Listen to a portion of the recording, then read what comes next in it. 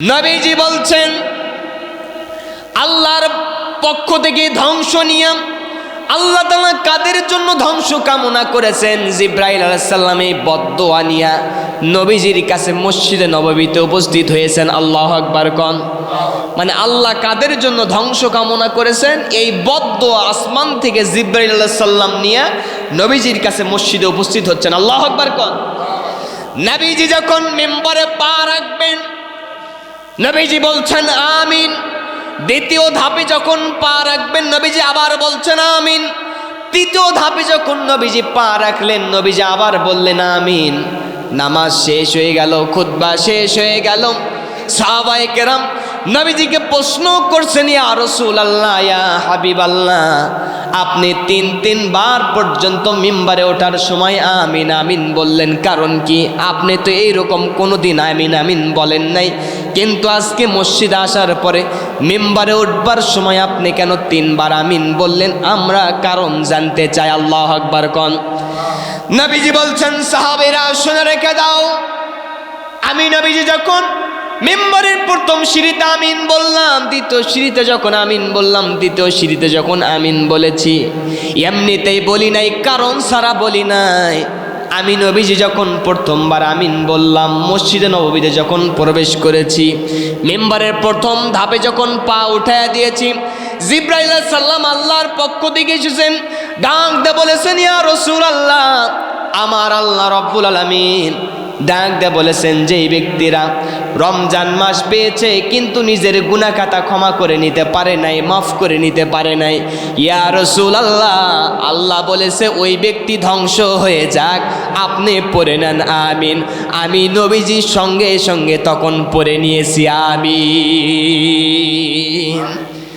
সাহাবীরা বলছে, ইয়া রাসূলুল্লাহ, দ্বিতীয়বার আমিন বললেন কেন, কারণ কি? নবীজি বলছেন সাহাবীরা তোমরা মনোযোগ দিয়ে শুনে নিয়ে যাও। দ্বিতীয় সিঁড়িতে যখন আমি পা দিলাম তখন জিবরাইল সাল্লাম বলছেন, ইয়া রাসূলুল্লাহ, একবার আমিন বলেই শেষ করা যাবে না। যেই ব্যক্তির ঘরের ভিতরে বাবা মা আছে কিন্তু খেদমত করে গুনাহ মাফ করে নিতে পারে নাই, খেদমত করে জান্নাত দুইটা কিনে নিতে পারে নাই, ইয়া রাসূলুল্লাহ, আল্লাহ বলেছে ওই ব্যক্তি ধুলি দূষিত হয়ে যাক, ধ্বংস হয়ে যাক। আমি নবীজি তখন পড়ে নিলাম আমিন। কয়টা গেল? আরো জোরে বলেন। সাহাবীরা বলছে, ইয়া রাসূলুল্লাহ, শেষবারে কি হলো? নবীজি বলছেন সাহাবীরা তোমরা শুনে নিয়ে যাও, তোমরা জেনে নিয়ে যাও, যেই ব্যক্তির সামনে আমি নবীজির নাম উচ্চারণ করা হয় কিন্তু ওই ব্যক্তিরা দরুদ পাঠালো না, জিবরাইল সাল্লাম বলতেছে, ইয়া রাসূলুল্লাহ, ওই ব্যক্তিরাও ধ্বংস হয়ে যাক, আপনি পড়ে নেন আমিন। তিনবারে তিনটা কারণের কারণে নবীজি আমিন বলেছেন। এক নম্বরে যেই ব্যক্তি তার বাস্তব জীবনে রমজান পেয়েছে গুনাহ মাফ করতে পারে নাই, নবীজি বলছেন ওই ব্যক্তি ধ্বংস হোক। দ্বিতীয় নম্বরে যেই ব্যক্তির ঘরের ভিতরে মা বাবা আছে খেদমত করে জান্নাত কিনে নিতে পারে না, ওই ব্যক্তি ধ্বংস হোক আমিন। তৃতীয় নম্বরে যেই ব্যক্তি দরুদ নবীজির নাম শুনেছে কিন্তু দরুদ পাঠ করে নাই, আল্লাহ নবীজি তাদের জন্য ধ্বংস কামনা করেছেন। মূলত যিনি ধ্বংস কামনা করেছেন তিনি কে? আরো জোরে বলেন, তিনি কে? এই জন্য রমজান মাসে আমাদের গুনাহ মাফ করে নেবার দরকার আছে না নাই? কথা বলেন, আছে না নাই? নবীজির হাদিসে চলে যান।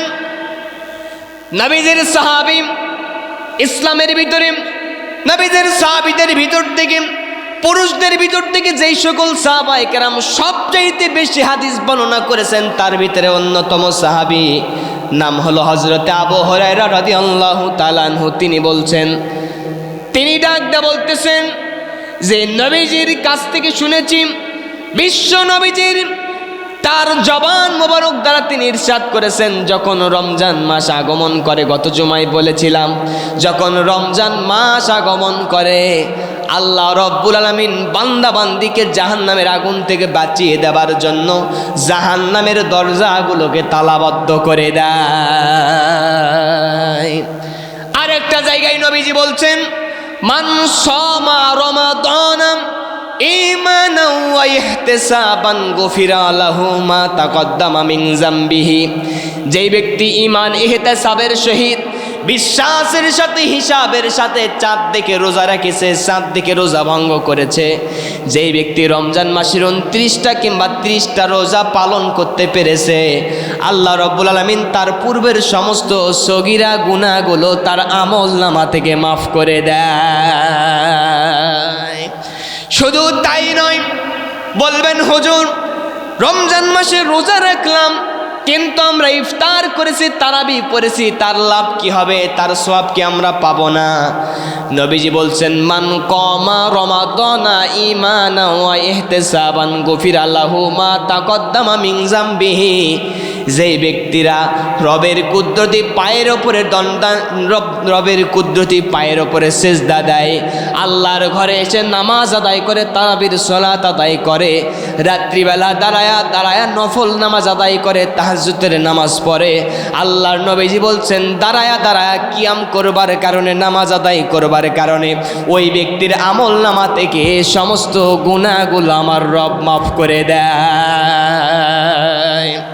শুধু তাই নয়, ওমান কমা লাইলাতুল কদর, যেই ব্যক্তি কদরের রাত্রিতে দাঁড়ায় রবের কাছে ইবাদত করে, কদরের রাত্রি তালাশ করে, এক মাসের ওই এক দিনের এক রাতের মর্যাদা আমার কাছে অনেক বেশি।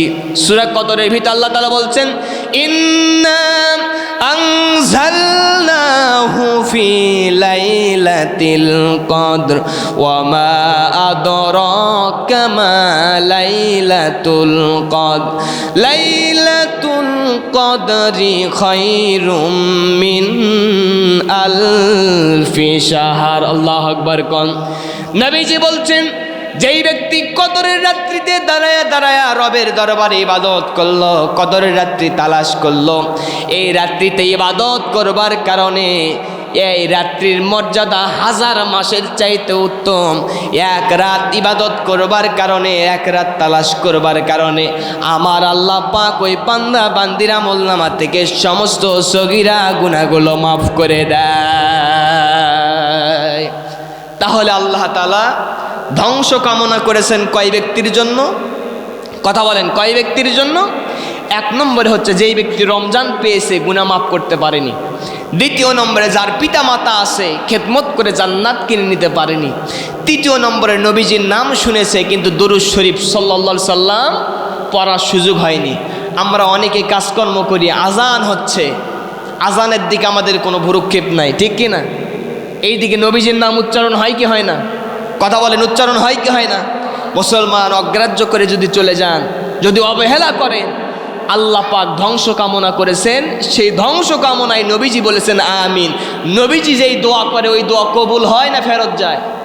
আরো জোরে কোন, কবুল হয় না ফেরত যায়? তাই তো দেখা যায় খুঁটিনাটি এই সকল ওয়াজিব বিষয়গুলো, গুরুত্বপূর্ণ বিষয় ছেড়ে দেওয়ার কারণে মাঠে কাজ করতেছেন, আজান হচ্ছে, আজানের জবাব দিচ্ছেন না, আপনি অমনোযোগী হয়ে আছেন, শোনার পরেও না শোনার ভান করে বসে আছেন। এই জন্যই তো দেখা যায় মাঠে কাজকর্ম করেন, অনেক ফসল ফলায় কিন্তু ফসলে বরকত, আরো জোরে কোন, বরকত হয় না। আমাদের উচিত হবে আল্লাহর বিধানগুলো সূক্ষ্মভাবে পালন করা, কথা কোন ঠিক কিনা? আল্লাহ যেন আমাদেরকে এই সকল বিধান পালন করার তৌফিক এনায়েত করেন, পড়ে না আমিন। সম্মানিত উপস্থিতি, এক নম্বরে রমজান মাসকে গুরুত্ব দিতে হবে। কি করতে হবে? আরো জোরে বলেন, কি করতে হবে? গুরুত্ব দিতে হবে। কেমন গুরুত্ব দিয়েছেন নবীজি, কেমন গুরুত্ব দিয়েছেন সাহাবায়ে কেরাম। নবীজি এই রমজান মাসে এত ইবাদত করতেন, শুধু রমজান মাস না, বাকি অন্যান্য মাসগুলোতেও নবীজি ইবাদত করতেন, কিন্তু রমজান মাসে নবীজির ইবাদতের মাত্রা আরও বৃদ্ধি পেত, দান সদাকার মাত্রা আরও বৃদ্ধি পেত। কারণ আজকের দিনে 1 টাকা ব্যয় করলে অন্য দিনের 700 টাকা ব্যয় করার সওয়াব পাবেন, ঠিক কি না? আরো জোরে বলেন, ঠিক কি না? একটা নফল আদায় করবেন, ফরজের মর্যাদা পাবেন। একটা ফরজ ছেড়ে দিবেন, 700টা ফরজ ছেড়ে দেওয়ার গুনাহ হবে, ঠিক কি না? সম্মানিত উপস্থিতি, আমরা চাই আজকের এই রমজান মাস আমাদের কাছে এসেছে, এই মাসকে আমরা গুরুত্ব দিব। আল্লাহ যেন আমাদের তৌফিক এনায়েত করেন, পড়ে না আমিন। আরো জোরে পড়ে না আমিন। দ্বিতীয় নম্বরে, রমজানের পাশাপাশি আমাদের বাড়িতে বাবা মা আছে না নাই? কথা বলেন, বাবা মা আছে না নাই? সকলের অনেকের আছে, আবার অনেকের বাবা মা দুনিয়া থেকে বিদায় হয়ে গেছে, ঠিক কিনা? যাদের বিদায় হয়ে গেছে তাদের চ্যাপ্টার আগে ক্লোজ করতেছি। যাদের বাবা মা বিদায় হয়ে গেছে তাদের জন্য দায়িত্ব আমি কিছু কথা বলে যাদের বাবা মা আছে তাদের জন্য কিছু কথা বলে আমি শেষ করবো ইনশাআল্লাহ। সম্মানিত উপস্থিতি, যাদের বাবা মা দুনিয়া থেকে বিদায় হয়ে গেছে, আল্লাহর পক্ষ থেকে যেই নিয়ামত, পিতামাতাও কিন্তু একটা নিয়ামত, ঠিক কিনা? পিতামাতা না হলে আমরা দুনিয়ার মুখ দেখতাম?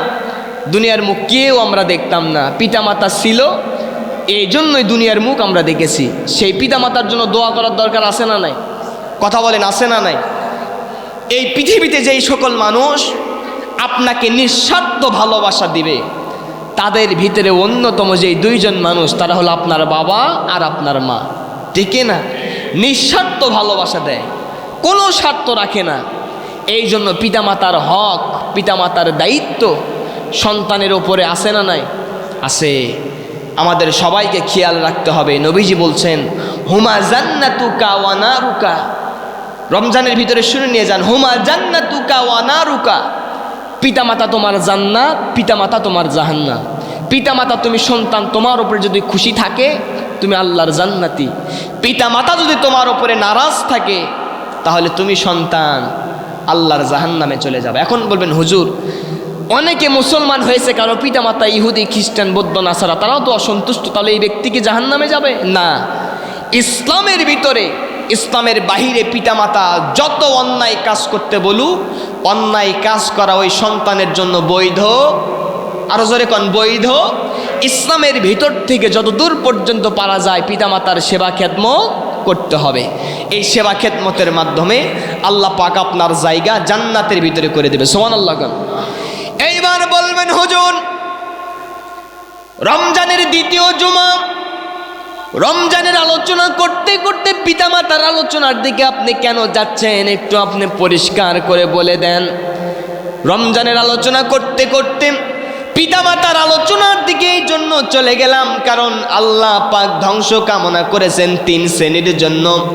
1 নম্বরে হলো রমজান মাস পেয়েছে, গুনাহ মাফ করতে পারে নাই, পিতামাতা আছে খেদমত করে জান্নাত নিতে পারে নাই।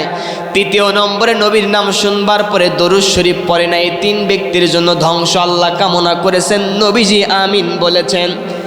এইবার যাদের পিতামাতা দুনিয়া থেকে বিদায় হয়ে চলে গেছে, পরপারে চলে গেছে, কবরের বাসিন্দা হয়ে গেছে, আপনি এখন কি করবেন? বাবা মার সঙ্গে বেয়াদবি করেছেন, বাবা মার সঙ্গে খারাপ আচরণ করেছেন, সেবা খেদমত করতে পারেন নাই, গালি দিয়েছেন, ধমক দিয়েছেন, ঘাড় ধাক্কা দিয়ে বাড়ি থেকে বাহির করে দিয়েছেন, সুন্দরী বউ পাওয়ার পরে পিতামাতাকে ভুলে গিয়েছেন। এই রকম সন্তানরা কিছু আছে না নাই? আরো জোরে বলেন, আছে না নাই? মুসলমান ভাইরা আমার, অনেক মানুষ আছে সুন্দরী স্ত্রী পাবার পরে পিতামাতাকে ভুলে যায়, নিজেদের আত্মীয় স্বজনকে ভুলে যায়, পিতামাতাকে খেতে দেয় না, খাবার দেয় না, ঈদের আগে পোশাক কিনে দেয় না, দিলে হয়তো সুন্দরী বউ মডার্ন স্ত্রী রাগ করবে। এইরকম ডিজিটাল পোলা আছে না নাই? আরে মুসলমান, নিজের পায়ের উপরে আপনি নিজে কুড়াল মেরেছেন। কারণ পিতামাতা যদি আল্লাহর কাছে যেই দোয়া করবে, নবীজি বলেছেন 3 জন মানুষের দোয়া রবের কাছ থেকে ফিরে আসে না। 1 নম্বর হলো মাজলুম, 2 নম্বর হলো মুসাফির, 3 নম্বরে হলো পিতামাতা। এই 3 পদের মানুষ রবের দরবারে দোয়া করতে দেরি হয়ে যায়, আল্লাহর দরবারে আরশে মুআল্লা এই 3 ব্যক্তির দোয়া পৌঁছাতে কোনো দেরি হয় না। পিতামাতার খেদমত করেন নাই, ভালো আচরণ করেন নাই, সেবা শুশ্রূষা করেন নাই। আপনি বলবেন, হুজুর পিতামাতা তো দুনিয়া থেকে বিদায় হয়ে গেছে, আমার করণীয় কি? আমি করব কি? আমার দায়িত্ব হবে কি? আপনার দায়িত্ব ছিল পিতামাতা দুনিয়া থেকে বিদায় হয়ে যাবার আগে তাদের খেদমত করা, সেবা করা। কিন্তু যেহেতু এটা করতে পারেন নাই, পরবর্তীতে আপনি বুঝতে পেরেছেন, মনের ভিতরে মায়া তৈরি হয়েছে, আল্লাহর ভয় তৈরি হয়েছে, জাহান্নামের ভয় তৈরি হয়ে গিয়েছে। এবার আমি বলবো, আল্লাহর কাছে দোয়া করবেন, আল্লাহ পিতামাতার সঙ্গে যে অন্যায় আচরণ করেছি আমি বুঝতে পেরেছি, আমার জীবনের গুনাহ মাফ করে দাও। বলেন তো, যিনি জীবনের গুনাহ মাফ করে দিতে পারেন তিনি কে? আল্লাহ রাব্বুল আলামিনের কাছে এইবার দোয়া করবেন, আল্লাহ পিতামাতা যেহেতু দুনিয়া থেকে বিদায় হয়ে গেছে, তুমি আমাকে দোয়া শিখায়া দিয়েছো।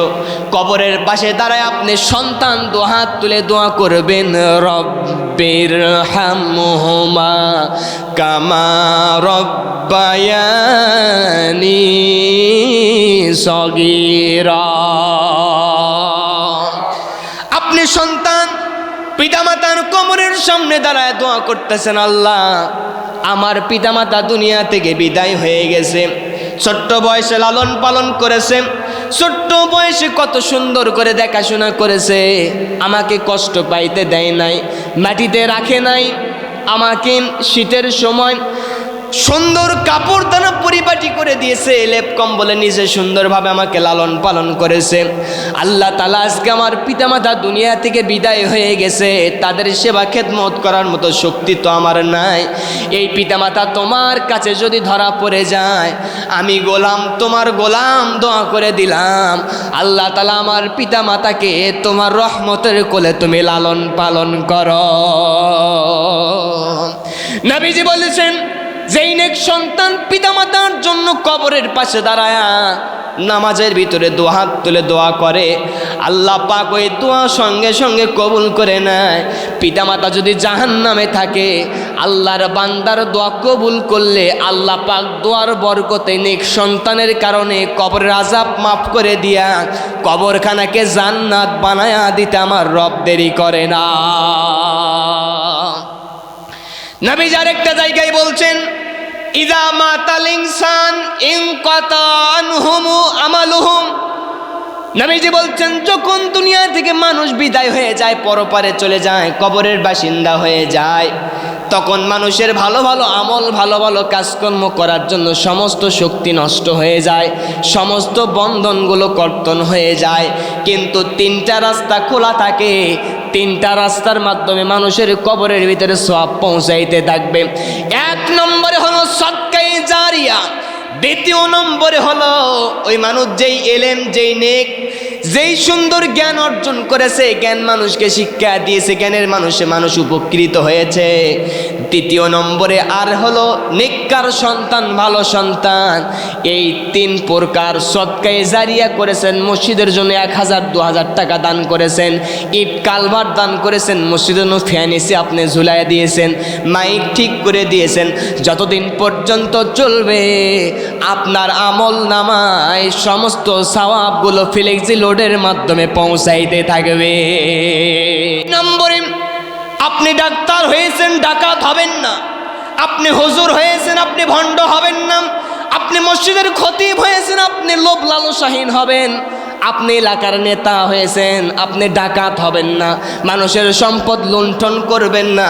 আপনার কাছে দেশের দায়িত্ব, দশের দায়িত্ব দেওয়া আছে, আপনার মাধ্যমে মানুষ উপকৃত হবে, কল্যাণ পাবে, আপনার দ্বারা কারো ক্ষতি হবে না, মিথ্যা মামলা হবে না। কথা কোন ঠিক কিনা? এইটা যদি হয়, আপনি নেকের, আপনি এলেমের মাধ্যমে, আপনার জ্ঞানের মাধ্যমে আপনি যে ভালো ভালো কাজ করেছেন, আপনার ভালো ভালো কাজ করবার কারণে আপনার কাছ থেকে যত মানুষ কল্যাণ পাবে, সুবিধা পাবে, সমস্ত সুবিধার জন্য আপনার আমল নামায় আল্লাহ পাক ফ্লেক্সি লোডের মাধ্যমে সওয়াব পৌঁছাইতে থাকবে। 3 নম্বরে যেই কথা আগে বললাম, 3 নম্বরে নেককার সন্তান, ওয়ালাদুন সালেহুন, যেই সন্তান পিতামাতার কবরের পাশে দাঁড়াবে, নামাজ আদায় করবে, আল্লাহর বিধানগুলো পালন করবে, রবের কাছে দোয়া ফরমাবে, আল্লাহ পাক কল্যাণকর নেককার সন্তানের দোয়াটুকু কবুল করে নিয়া পিতামাতার জন্য কবুল করবে। তাদের যদি কোনো বিপদের ভিতরে কিয়ামতের দিন পড়ে যায়, কবরের ভিতরে যদি কোনো আযাবে পতিত হয়, নেককার সন্তান দোয়া করবার কারণে আমার আল্লাহ পাক নেককার সন্তানের দোয়া কবুল করে আপনি পিতামাতা আপনাকে জান্নাত মানুষ বানায়া দিবে।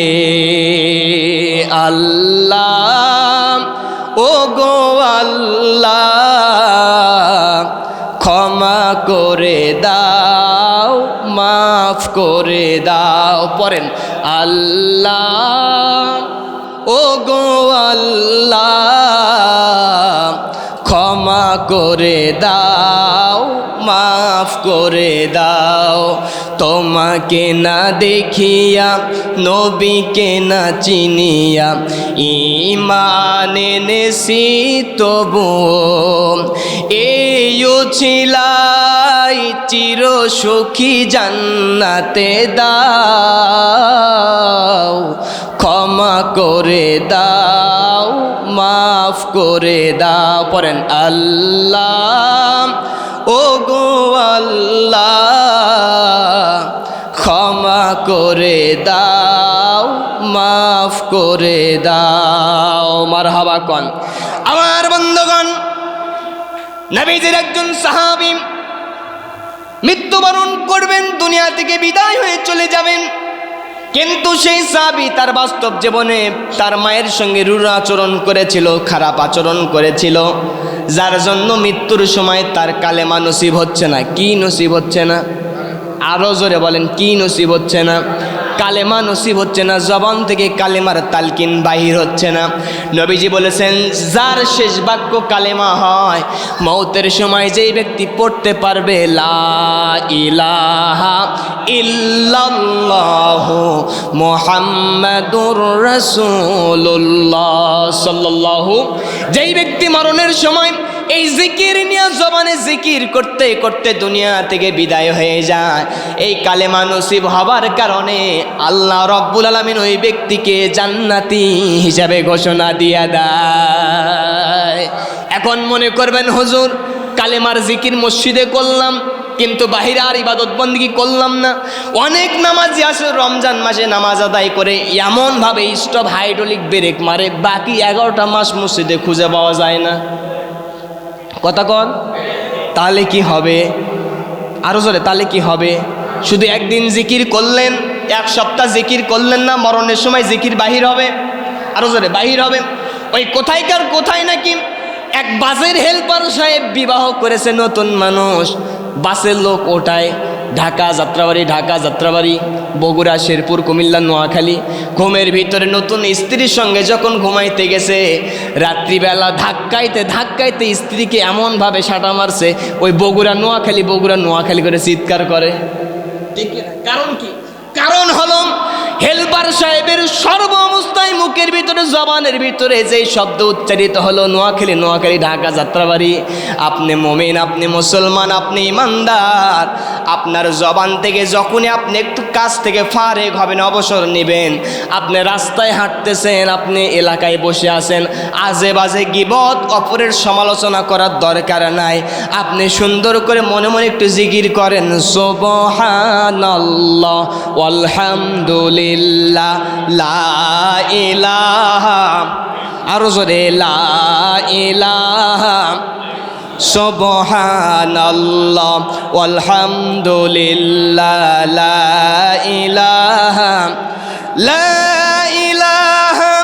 ইল্লাল্লাহু মুহাম্মাদুর রাসূলুল্লাহ আমল আপনি করেছেন আপনি লক্ষ্য করে দেখবেন মরণের সময় আপনি যতই মৃত্যু যন্ত্রণায় ছটফট করেন না কেন আপনার জবান দ্বারা আল্লাহর জিকির বাহির হয়ে যাবে ঘুমাইতে গেছেন আপনি তো ঘুমানোর সময় ডান কাত বাম কাত তো হবেই নি এমনও ঘুমানোর মানুষ আছে সকালবেলা রাত্রিবেলা শুইছে পূর্ব পশ্চিম দিকে খাটের দিকে ফজরের সময় উঠে দেখে উত্তর দক্ষিণ দিকে হয়ে আছে না নাই ঘুমানোর সময় দিক পরিবর্তন হওয়া স্বাভাবিক কিন্তু নবীদের সুন্নাহ অনুসরণ করেন ডান কাতে আপনি শয়ন করেন ওযু করেন ডান কাতে শয়ন করেন ঘুমানোর সময় দোয়া পড়েন আল্লাহুম্মা কি ঘুমানোর দোয়া বলেন তো আল্লাহুম্মা বিসমিকা আমুতু ওয়া আহইয়া আল্লাহর নামে আপনি ঘুমাতে গেলেন যতক্ষণ পর্যন্ত ঘুম পারবেন আপনার ঘুমের ভিতরেও সওয়াব যিনি লিখে দিবেন বলেন তিনি কে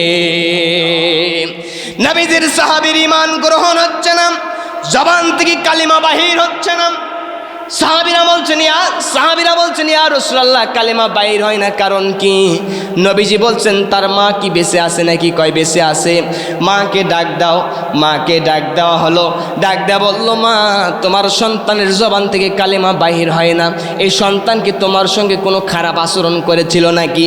মা ডাক দেওয়া বলতেছে, সন্তান আমার সঙ্গে কিছু দুর্ব্যবহার করেছিল, যার জন্য আমি মা সন্তানের উপর একটু নারাজ।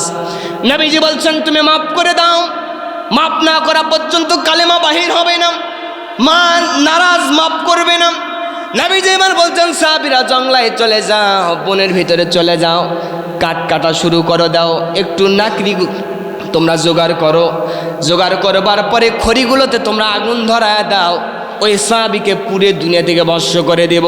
যেই মাত্র আগুন ধরানোর কথা বলেছে, হাজার হলেও তো মা কথা কোন ঠিক কিনা, কলিজার ভিতরে মোহাব্বত পয়দা হয়ে গেছে।